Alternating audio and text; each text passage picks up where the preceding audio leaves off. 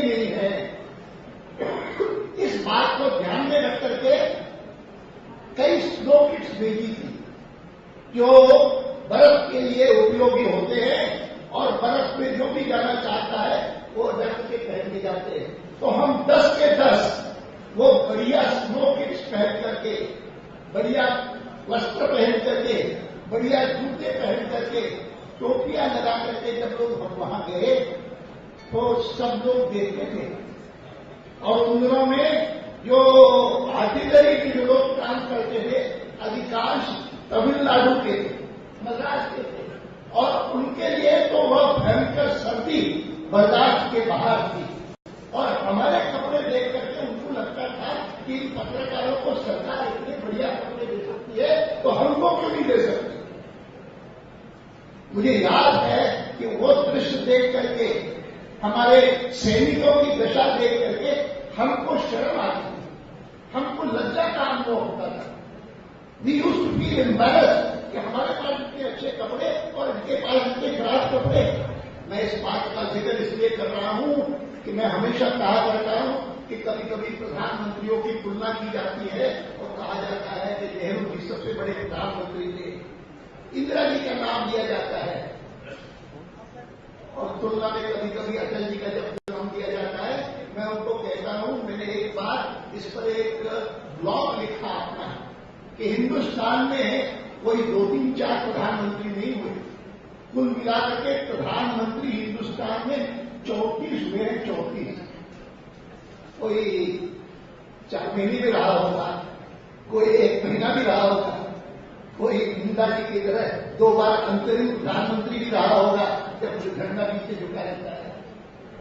लेकिन वो 34 प्रधानमंत्रियों में से अगर कोई ऐसा प्रधानमंत्री हुआ कि जिसका पूरा का पूरा रिकॉर्ड बेदाग है बिना किसी के, तो वो एक प्रधानमंत्री श्री अटल बिहारी वाजपेयी।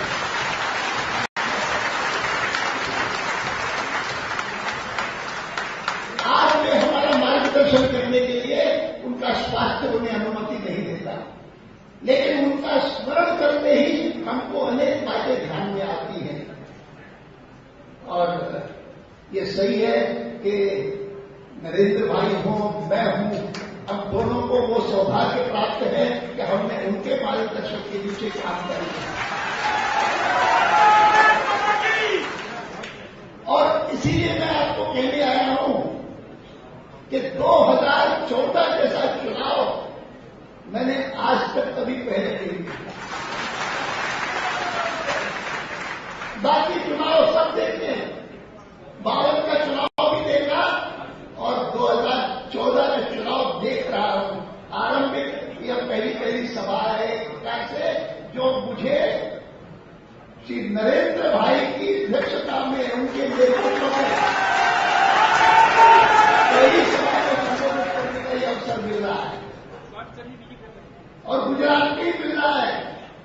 अभी पत्रकारों से बातचीत करते हुए मैंने कहा, उन्होंने पूछा मुझसे कि आप आज गुजरात आए हैं, आप गांधीनगर आए हैं, आपको कैसा लगता है?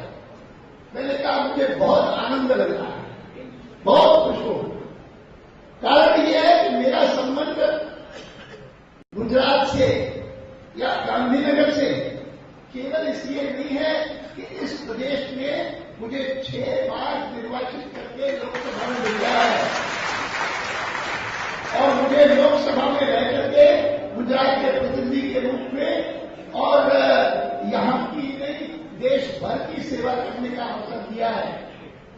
2 बार मंत्री के रूप में केंद्र में, गृह मंत्री के रूप में और उप प्रधानमंत्री के रूप में कार्य करने का जो अवसर मुझे इस प्रदेश में दिया है, इसलिए नहीं, लेकिन प्रमुख रूप से इसलिए कि छोटा लड़का था, स्कूल में पढ़ता था, तो मन में एक ही इच्छा होती थी कि हमारा यह देश गुलामी से निकल करके और आजाद कब होगा। मुझे याद है कि संघ का स्वयंसेवक बनने के बाद कभी कभी हम पूछा करते थे अपने संघ के अधिकारियों से कि राष्ट्रीय स्वयंसेवक संघ वह राजनीति में भाग क्यों नहीं लेता। तो उन दिनों में मैंने डॉक्टर हेडगेवार को, जो संघ के संस्थापक थे, उनको मैंने कभी देखा नहीं। मेरा उस समय संघ से संबंध नहीं था, संघ बना भी नहीं था सिर्फ में कराची में।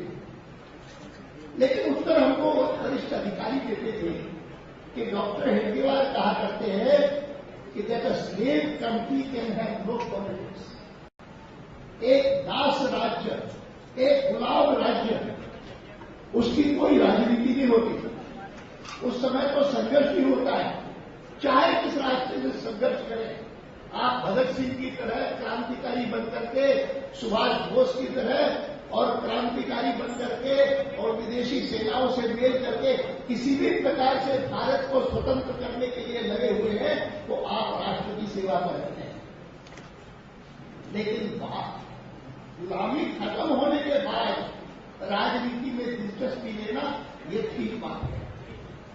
तो गुलामी खत्म होने के बाद मेरे जैसे लोग जो सिंध में थे या पंजाब में थे या फ्रंटियर प्रोविंसेस में थे, हमारे लिए गुलामी खत्म हुई और भारत आजाद हुआ, तो उसके साथ साथ थोड़ी बहुत दिलचस्पी पैदा हुई राजनीति में कि क्या होगा।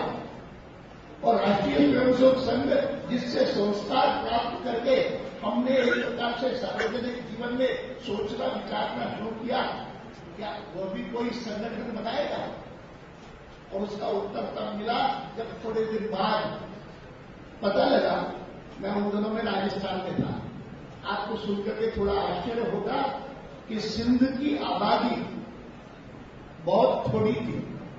कुल मिलाकर के उस प्रांत की आबादी 45 लाख थी और जिन 45 लाख में से केवल 10-11 लाख हिंदू थे, बाकी सब मुसलमान थे जो प्रायः गांव में रहते थे, किसान थे।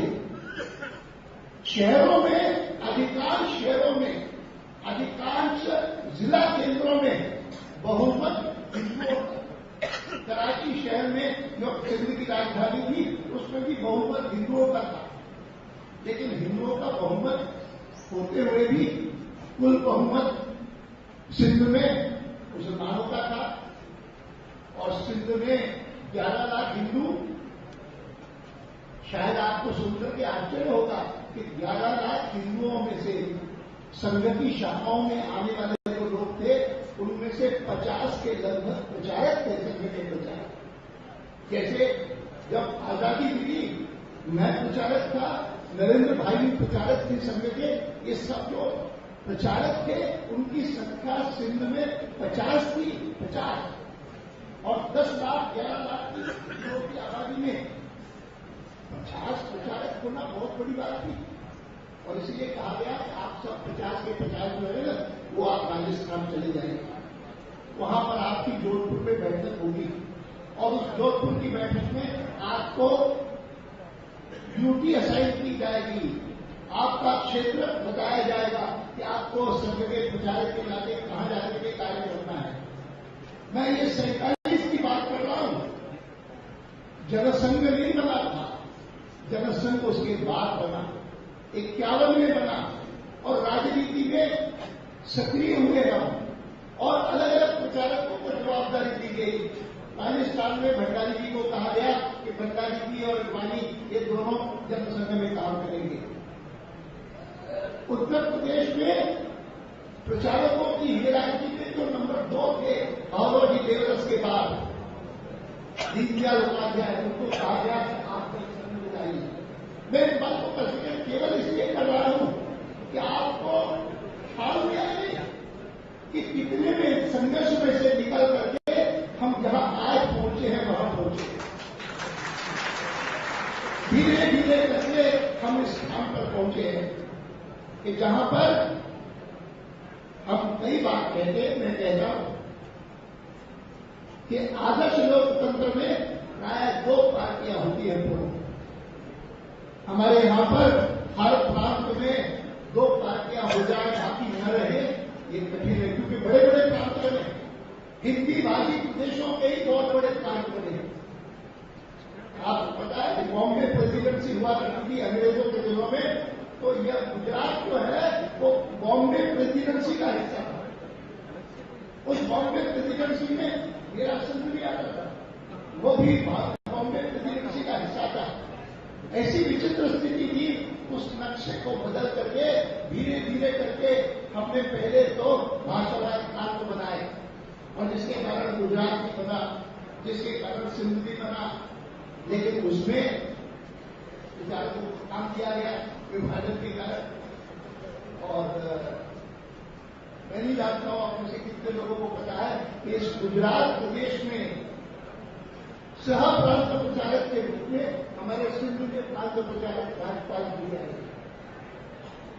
राज्यपाल जी पूरी यहां पर सह प्रांत प्रचारक बनकर के आए थे जब भागवत जी यहां पे प्रांत प्रचारक थे।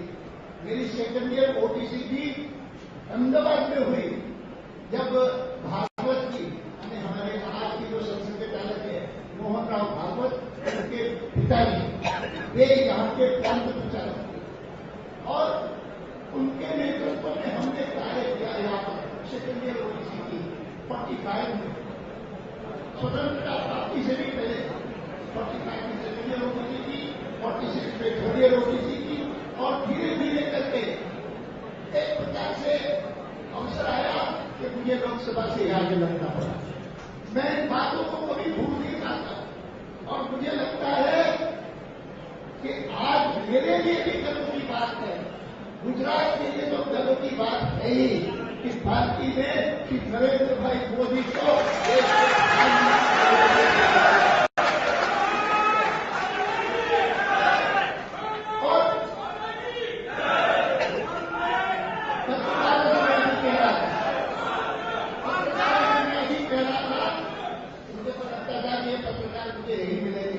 लेकिन वहां बाहर लगे हुए थे, धूप में खड़े होकर के वो सवाल पूछे जा रहे थे। मैंने कहा कि फिक्र मत करिए, मैं इतना कह सकता हूं कि कोई चुनाव आज तक ऐसा नहीं हुआ जैसा ये हुआ। जबकि सर्वसामान्य मतदाता के मन में भी कोई संदेह नहीं है कि इसका परिणाम क्या आने वाला है। बहुत साहसी होगा वो व्यक्ति जो कहे कि फिर से देश के प्रधानमंत्री जो है वो मनमोहन सिंह जी बन जाएंगे। बहुत साहसी है, बहुत साहसी है। हर एक को पता है कि यह सरकार नहीं चलेगी। हर एक को पता है कि जब 16 तारीख को चुनाव परिणाम आएंगे तो यूपीए की सरकार नहीं रहेगी।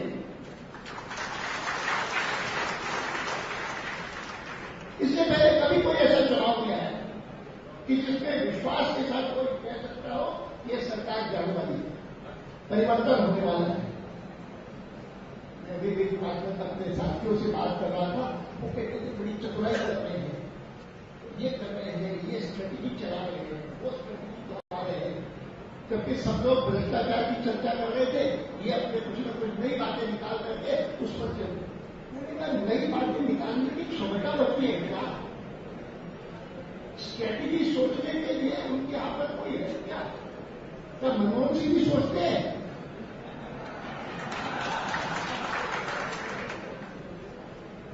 मैंने अभी एक पत्रिका देखी हमारे लोगों ने छापी है, जिसमें कि सबसे बड़ी कमियां क्या रही है सरकार की। सबसे बड़ी कमी ये नहीं रही कि इस सरकार ने कई प्रकार के भ्रष्टाचार किए, भयंकर भ्रष्टाचार। एक भ्रष्टाचार का कारनामा हुआ वीपीसी के समय और छुट्टी हो गई वीपीसी की और सरकार की। और इस समय तो भ्रष्टाचार ही भ्रष्टाचार। लेकिन मैं मानता हूं कि भ्रष्टाचार से बड़ा अपराध है जिन संस्थानों के आधार पर कोई लोकतंत्रीय सरकार चलती है, जिसमें एक संस्थान है कि उस सरकार में, लोकतंत्रीय सरकार में सबसे बड़ा व्यक्ति, सबसे बड़ा अधिकारी वो प्रधानमंत्री ही होना चाहिए और कोई नहीं होना चाहिए। उस प्रधानमंत्री की हैसियत को योजना पूर्वक कम करना, खत्म करना और उसके स्थान पर अच्छा है उसको संसद सभा बना देना। इसके कारण जितना नुकसान हुआ है भारत का पिछले 10 सालों में और किसी बात के कारण नहीं हुआ है। Devaluation of the office of the principal executive of the democracy. Principal executive cannot be like a CEO.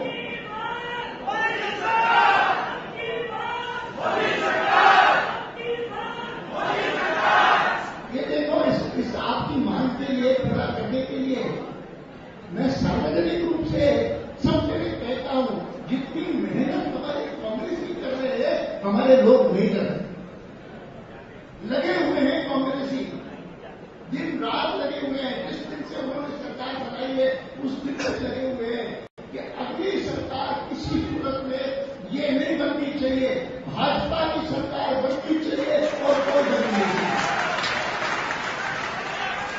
जितना परिश्रम वो कर रहे हैं, मैं अपने साथियों को कहता हूं उनकी आलोचना मत करो, खास करके खराब नारे मत लगाओ।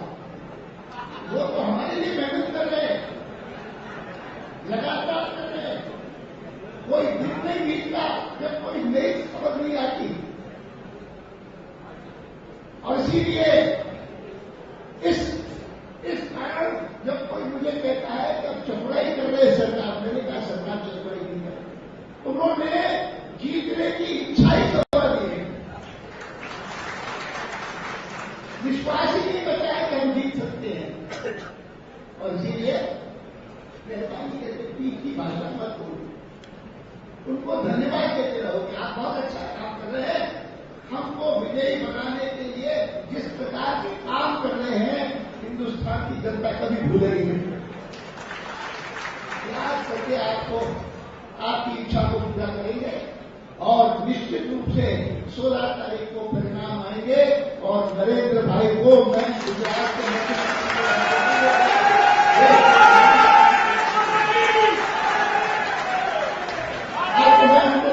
कह सकता हूं और उनको घोषित आने वाले भारत का प्रधानमंत्री मैं कह सकता हूं। लेकिन 16 तारीख के बाद निश्चित रूप से वो परिणाम आएंगे जब हरेक का मन प्रसन्न होगा, आनंदित होगा और मुझे लगेगा कि हाँ, जिनको मैं वर्षों से जानता हूं और जिनके बारे में मैं कई बार कहा करता था कि राजनीति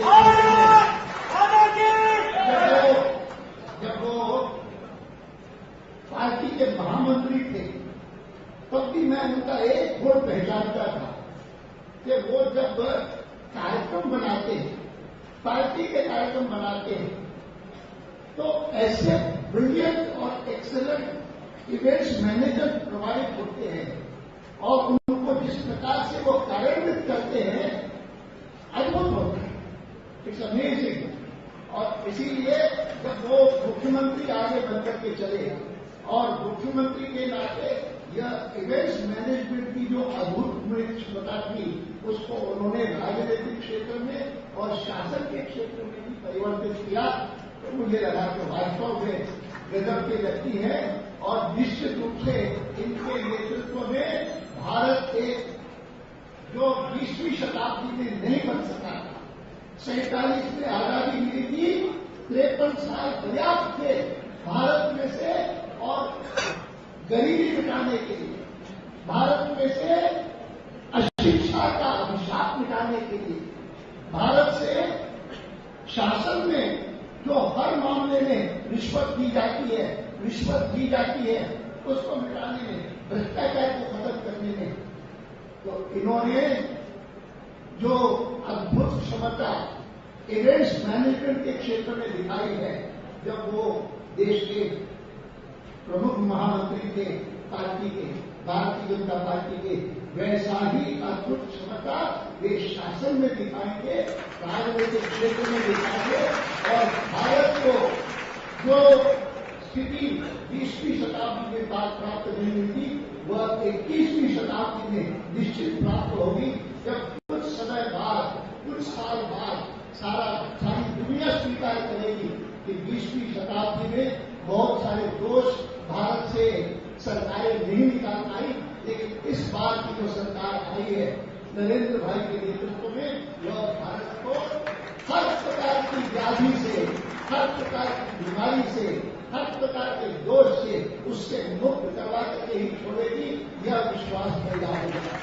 और दुनिया सारी मानने लगेगी कि हिंदुस्तान में चाहे 2000 ईस्वी तक हम बहुत सारी बातें नहीं कर सके, अब इन 10-12 सालों में, 15 सालों में भारत निश्चित रूप से ऐसी स्थिति में पहुंचेगा जब भारत का एक एक देशभक्त गर्व से कह सकेगा कि 20वीं शताब्दी भले 25वीं की शताब्दी रही हो, 21वीं शताब्दी अब निश्चित रूप से भारत की शताब्दी बनकर के ही रहेगी। मैं इन्हीं शब्दों के साथ आपको एक बार पुनः अंतःकरण से धन्यवाद देता हूं कि आपने जितना स्नेह मुझे दिखाया है, मेरे परिवार को दिखाया है, मुझे दिया है, उतना ही स्नेह इस बार भी इस नए लोकसभा चुनाव में आप मुझे दिखाएंगे। और लोकसभा के चुनाव के बाद जो परिणाम भारतीय जनता पार्टी ने अपने सामने लक्ष्य रखा है, उस लक्ष्य को भी निश्चित रूप से प्राप्त करेंगे। और 16 तारीख के बाद मैं जब आऊंगा तो मैं अपने पुराने साथी नरेंद्र भाई को केवल गुजरात के मुख्यमंत्री के रूप में नहीं देखूंगा, लेकिन देश के प्रधानमंत्री।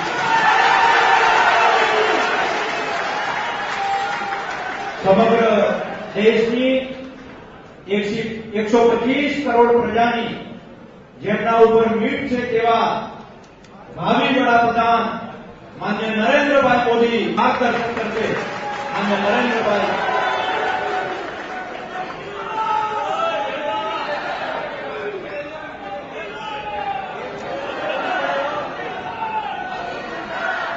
श्रद्धेय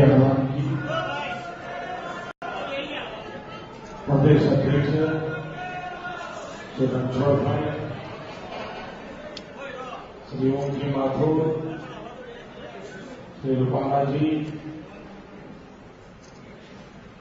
मंचस्थ सभी वरिष्ठ साथी, कार्यकर्ता भाई और बहनों, नवरात्रि का पावन पर्व चल रहा है। शक्ति उपासना के साथ राष्ट्र शक्ति के जागरण का भी काम चल रहा है।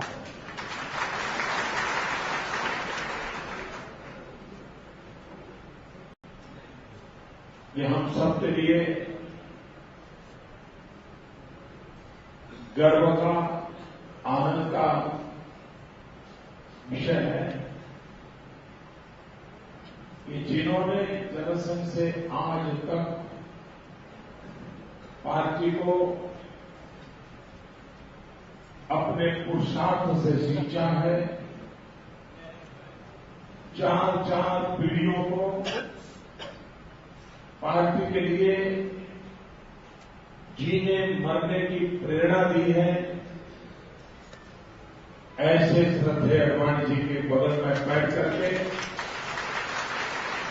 उंगली पकड़ करके चलने का हम जैसे लाखों कार्यकर्ताओं को सौभाग्य मिला। मेरा तो व्यक्तिगत सौभाग्य भी रहा है कि शायद मेरे जीवन की, राजनीतिक जीवन की कोई ऐसी पल नहीं होगी जिसमें अडवाणी जी का मुझे मार्गदर्शन न मिला हो, सहारा न मिला हो, प्रेरणा न मिली हो। और इसलिए अडवाणी जी के लिए जितना हम कर पाए वो कम है। पार्टी को यहां तक पहुंचाने वाली इस पूरी पीढ़ी के लिए हम जितना कर पाए वो कम है। और इसलिए ये हमारा सौभाग्य है कि इस चुनाव के माध्यम से हमें भारतीय जनता पार्टी की सेवा करने का अवसर मिलता है, भारत माता की सेवा करने का अवसर मिलता है, लेकिन साथ साथ अडवाणी जी की भी सेवा करने का सौभाग्य मिलता है। भाइयों बहनों, मुझे कार्यकर्ताओं पर पूरा भरोसा है। इस बार भी पहले से अधिक ताकत के साथ, अधिक मतों से, अधिक मतदान करा करके न सिर्फ गांधीनगर, पूरे गुजरात में भारतीय जनता पार्टी विजय प्राप्त करेगी, ऐसा मुझे पूरा विश्वास है। और 26 अडवाणी जी भी याद करा रहे हैं कि 26 नहीं 28 का सोचो। दादरा नगर हवेली, दमन, सेलवास, यहां की 2 सीटें गुजराती भाषी लोग हैं, तो स्वाभाविक है एक प्रकार से 26 नहीं 28 सीटों पर भी हम लोगों का टारगेट बना है। हमारे यहां कुछ विधानसभा के उपचुनाव भी हैं। मुझे पूरा विश्वास है इस चुनाव में कई प्रदेश ऐसे होंगे और शायद आजादी के बाद की ये पहली घटना होगी। हिंदुस्तान के कई प्रदेश ऐसे होंगे जहां से कांग्रेस का एक भी व्यक्ति चुन करके नहीं आए। हिंदुस्तान के एक भी प्रदेश ऐसा नहीं होगा पूरे चुनाव में, कश्मीर से कन्याकुमारी, अटक से कटक, पूरे हिंदुस्तान में एक भी प्रदेश ऐसा नहीं होगा जहां पर कांग्रेस डबल डिजिट पार कर पाए। एक भी राज्य में कांग्रेस को 10 के आंक तक पहुंचने की संभावना नहीं है। आपातकाल के बाद भी कांग्रेस का जो घोर पराजय हुआ था, इससे भी भयंकर पराजय इस चुनाव में होने वाला है। ये जनता जनार्दन का मिजाज कहता है। जैसे अडवाणी ने कहा, बहुत कम चुनाव होते हैं कि जिसमें, शायद बहुत कम क्या, शायद पहला चुनाव ऐसा है कि जिसमें चुनाव घोषित होने से पहले नतीजा घोषित हो चुका है। ऐसा बहुत कम होता है, ऐसा बहुत कम होता है। लेकिन भाइयों बहनों, हम जानते हैं कि देश को कांग्रेस मुक्त बनाना है, देश को संकटों से मुक्त करना है, भ्रष्टाचार से मुक्ति चाहिए, महंगाई से मुक्ति चाहिए, बेरोजगारी से मुक्ति चाहिए। देश जीतना है, लेकिन हम सिर्फ लोकसभा की सीटें जीत लें, इससे मुझे आनंद नहीं होता है, क्योंकि मैं मूलतः संगठन का कार्य करता हूं। कुछ विशिष्ट परिस्थितियों में मुझे अपना वो ट्रैक छोड़ करके इस ट्रैक पर लगाया गया और चुनावी राजनीति में मेरी एंट्री हुई, वरना मूलतः तो घर तो संगठन के लिए छोड़ा था, लेकिन अब एक पार्टी ने दायित्व दे दिया। मूलतः मैं संगठन का व्यक्ति हूं और मेरी सोच, मेरा जीवन संगठन से जुड़ा रहता। और इससे भाई बहनों, हम कितनी असेंबली जीते, कितनी लोकसभा जीते, इससे दुनिया में तो डंका बजेगा, लेकिन मेरी खुशी तो तब होती है कि आप कितने पोलिंग बूथ जीतते हो। हमें पोलिंग बूथ जीतना है। पोलिंग बूथ का जीना हमारा, ये हमारा टारगेट होना चाहिए। कितने ही आंधी तूफान क्यों आए, कितने ही झूठ फरेब क्यों न चले, लेकिन पोलिंग बूथ में भाजपा का झंडा मैं झुकने नहीं दूंगा, ये संकल्प लेकर के बैठा। और भाइयों बहनों, अगर एक छोटा कार्यकर्ता भी पोलिंग बूथ संभाल के बैठ जाता है ना, दुनिया की कोई ताकत नहीं है जो भारतीय जनता पार्टी का विजय को रोक सके। दूसरी बात है भाई बहनों, मई महीने में चुनाव ये सबसे बड़ा चैलेंज होती है, क्योंकि छुट्टियां शुरू होती हैं, हर किसी को कुल्लू मनाली शिमला का मूड होता है। मई महीने की छुट्टियों में शादियां भी बहुत होती है हमारे यहां, और गर्मी 45 डिग्री से कम नहीं होती। सारी हर प्रकार से प्राकृतिक स्थिति विपरीत होती है, और उस समय अधिक मतदान कराना ये भाजपा के लिए नहीं, लोकतंत्र की पूजा करने का एक अवसर होता है। अधिकतम मतदान कराना ये लोकतंत्र की पूजा का अवसर होता है। और इसलिए भाइयों बहनों, पूरे समाज में अधिकतम मतदान, और इन दिनों अच्छी बात है मीडिया के मित्र भी अधिक वोटिंग के लिए अपनी तरफ से कैंपेन करते हैं। बहुत बड़ी मात्रा में एनजीओ भी अधिक मतदान के लिए कैंपेन करते हैं, और कुछ समय से इलेक्शन कमीशन स्वयं भी अधिक मतदान पर बल देता है। ये अच्छा संकेत है जनतंत्र में, वरना एक जमाना ऐसा था कि अधिक मतदान हो तो उसे सबके नजर से देखा जाता था। पहले ऐसे इलेक्शन कमीशनों के काम रहे कि कहीं ज्यादा मतदान हो गया तो उसको सबके नजर से देखा जाता था। इन दिनों इलेक्शन कमीशन का रवैया है अधिकतम मतदान।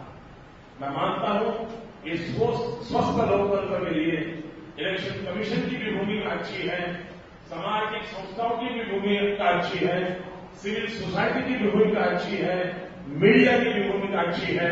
हमने भी इसमें उपयोगी होना चाहिए, पूरक होना चाहिए। अधिकतम मतदान, अधिकतम पोलिंग बूथ पर विजय और भारी बहुमत से अडवाणी जी को विजयी बनाना है। गुजरात और यूनियन टेरिटरी की सभी सीटों को जीतना है, लोकसभा भी जीतना है, असेंबली के उपचुनाव भी जीतना है। भाई बहनों, मुझे विश्वास देश भर का मैं माहौल देख रहा हूं। मैं कल उड़ीसा में था और आज मैं अडवाणी के नामांकन के बाद मध्य प्रदेश की तरफ जा रहा हूं। मैं ये इसलिए कहने का मन करता है कि कल मैं वैसे नॉर्मली उड़ीसा में बीजेपी माइनर पार्टी के रूप में रही, सालों से हम लोग कोई ज्यादा नहीं कर पाए। इस बार मैं हैरान था, कल राउरकेला में मेरी एक सभा थी। पहले भी मेरी एक बार वहां सभा हुई थी, करीब 300 लोग। इस बार उन्होंने सभा राउरकेला शहर से 8 किलोमीटर दूर एक खेत में रखी। वो जगह देख करके मेरा माथा फट गया। मैंने कहा भाई, मैं गुजरात का मैं भी इतना बड़ा मैदान रखने की हिम्मत नहीं कर सकता। आपने इतने बड़े मैदान को रखने की हिम्मत कैसे की? और जब मैंने वो सभा देखी, भाइयों बहनों, मैंने ऐसी सभा एक पार्लियामेंट की सीट, राज्य की नहीं, मैंने अब तक कभी कल्पना नहीं की है। वो दृश्य में राउरकेला में देखा, जहां भारतीय जनता पार्टी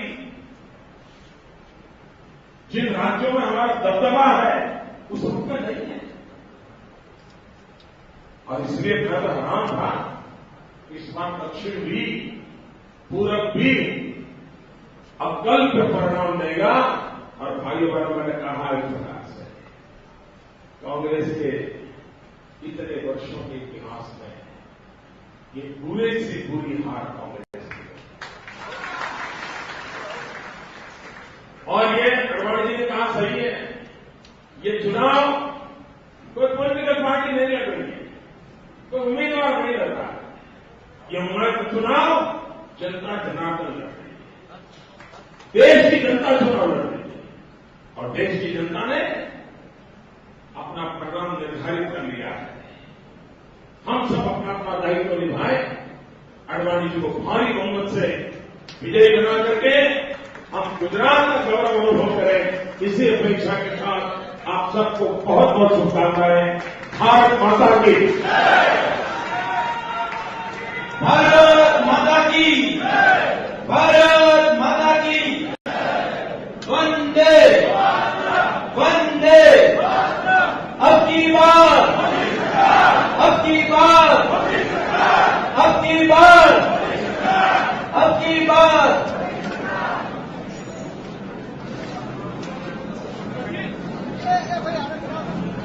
સૌ પધારેલા મહાનુભાવો અને લોકસભા ક્ષેત્રમાંથી પણ પધારેલા સૌ કાર્યકર્તા ભાઈઓ બહેનો આગેવાનોનો સૌનો હૃદયપૂર્વક આભાર.